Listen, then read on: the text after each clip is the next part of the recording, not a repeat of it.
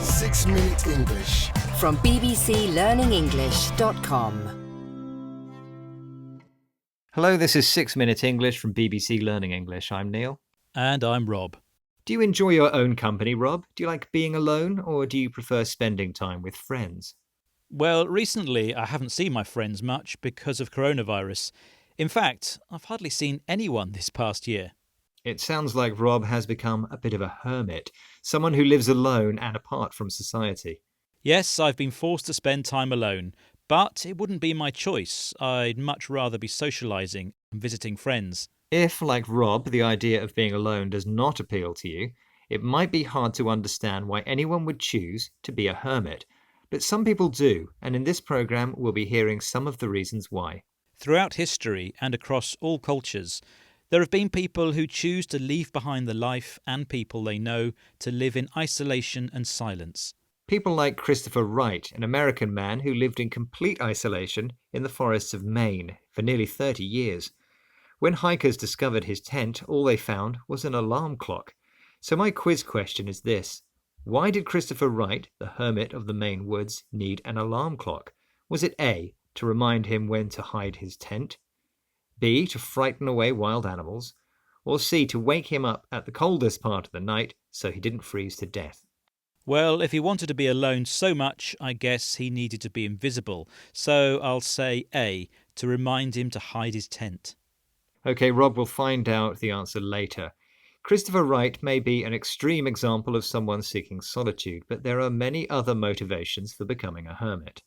Some people are looking for peace and silence, and for others it's about being closer to God, focusing on what's inside and finding a sense of joy. Meng Hu is a former librarian who now runs a website all about hermits. He says that in ancient times, many Chinese hermits seeking solitude were followers of the philosopher Confucius. Here's Meng Hu talking about Confucius to BBC World Service programme The Why Factor. His dictum was something like, when the emperor is good, serve. When the emperor is evil, recluse. And so over 1,000 years at least, there were a lot of recluses. There were a lot of educated men who simply couldn't tolerate any more evil. They simply dropped out and they would migrate to small villages, to farms. Meng Hu mentions Confucius's dictum. A dictum is a short statement or saying which expresses some wise advice or a general truth about life. Confucius's dictum advised that when the emperor was evil, people should become recluses. People like hermits who live alone and avoid contact with others. In the interview, Meng Hu uses recluse as a verb, to recluse, but this is very uncommon. A more modern way of saying this is to drop out, to reject the normal ways society works and live outside the system. A bit like the hippies in the 1960s, you mean? Right, although most hippies weren't looking for isolation, they did have something in common with hermits, the desire to challenge society's rules and conventions. Someone who combines the hippie and the hermit is Catholic writer Sarah Maitland. Part of a long tradition of Christian hermits, Sarah spent 40 days and nights alone on the Isle of Skye, seeking God in the silence of the remote Scottish island. For her, the magic of silence is something to be embraced and taught to children. Here she explains more to BBC World Service's The Why Factor.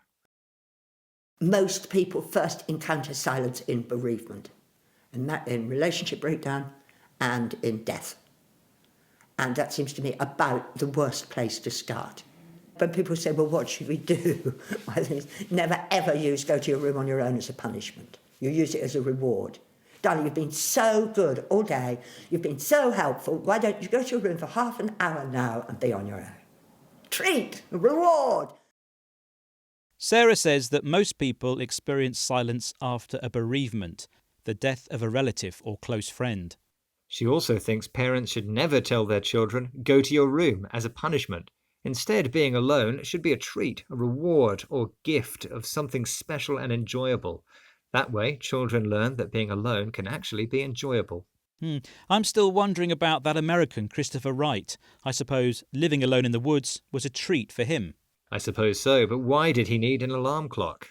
Ah, yes, your quiz question, Neil. I thought maybe it was to remind him to hide his tent. Was I right? Well, incredibly, Rob, the answer was C, to wake him up at the coldest part of the night so he didn't freeze to death. That's someone who really wants to be left alone. A hermit, in other words, or a recluse, two ways of describing people who live alone and avoid others. OK, let's recap the rest of the vocabulary, starting with dictum, a short saying often giving wise advice or expressing a general truth about life. People who drop out, reject the normal rules of society and live outside the system.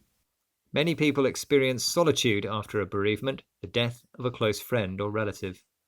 And finally, a treat is a reward or gift of something special and enjoyable. That's all for now, but whether you're listening alone or with others, we hope you'll join us again soon here at 6 Minute English.